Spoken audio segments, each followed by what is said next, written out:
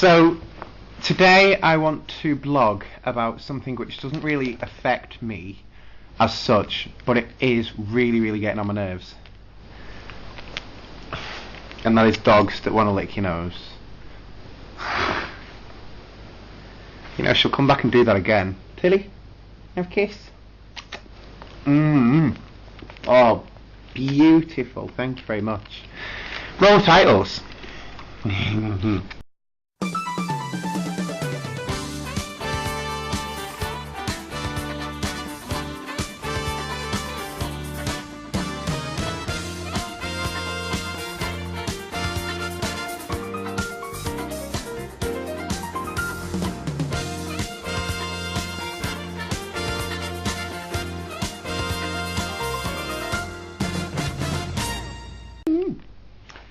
Still trying to do it.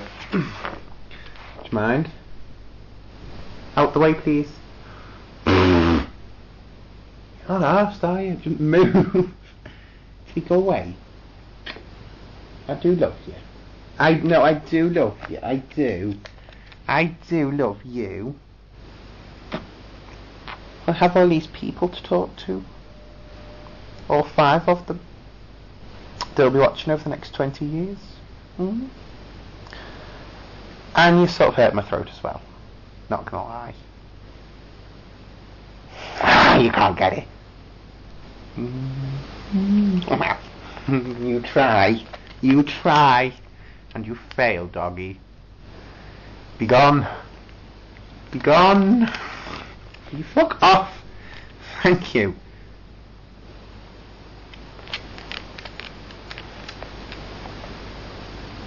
Well, it kind of looks like I'm going to have to do this with the dog in shot. So today I wanted to talk to you about something which has kind of been getting on my nerves over the past, I want to say weeks, but it's kind of turning into months and going on and on and on from that. And that is the fact that, where do I start with this? You know, we have the conflict over in, like, Iraq and all them areas, whereby we have US soldiers and UK soldiers out there trying to get the country now back onto its feet after all the other things that have happened while we've been there.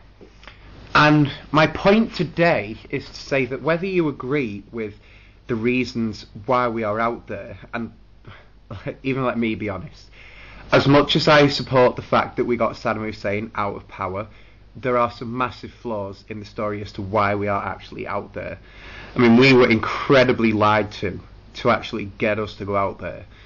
And I'm not too sure if it's to do with oil, because kind of the price of oil has just been shooting up ever since we've been out there, and very rarely has it been coming down. But anyway, so my thing is that we still have people in the US and certainly in the UK, and people that I know, who disagree with the reason why we're out there, but also disagree with the work that these soldiers are doing themselves.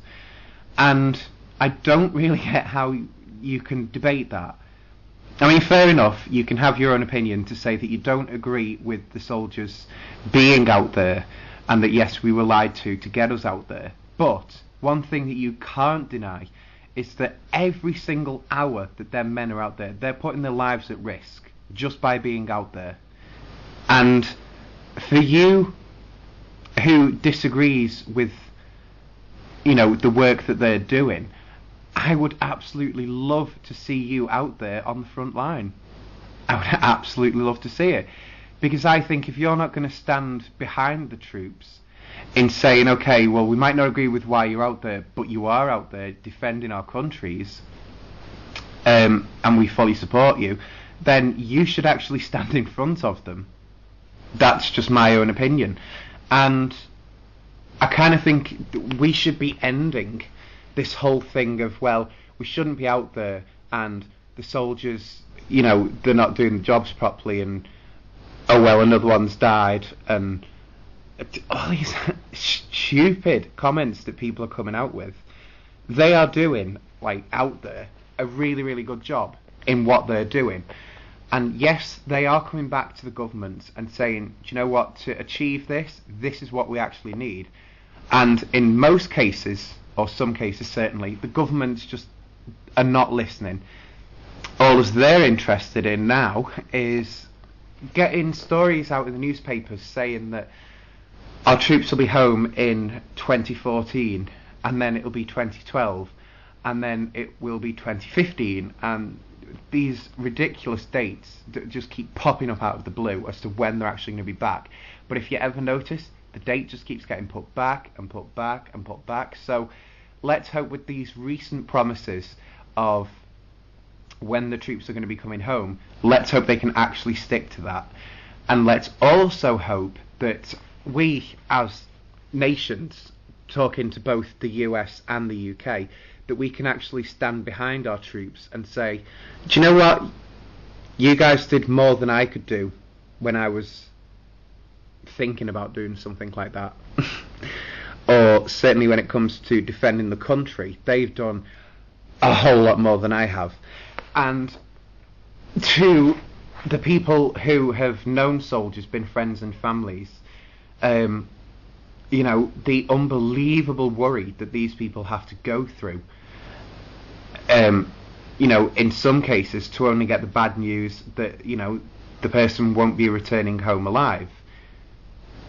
And you've got to think, well, that person who is, you know, either coming back alive or dead, they are still heroes, because they're doing more than what a lot of us would do if we were sent to go and defend our country. I know that certainly the training that they go through, I certainly wouldn't pass, because I kind of have man boobs, which I hope are being hidden, but I'm not actually too sure if they are, but they're there anyway.